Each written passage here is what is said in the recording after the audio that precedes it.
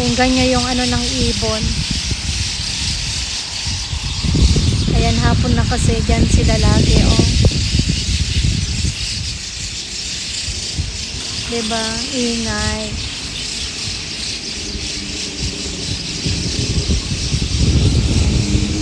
Dami nila, oh, kilabot, oh.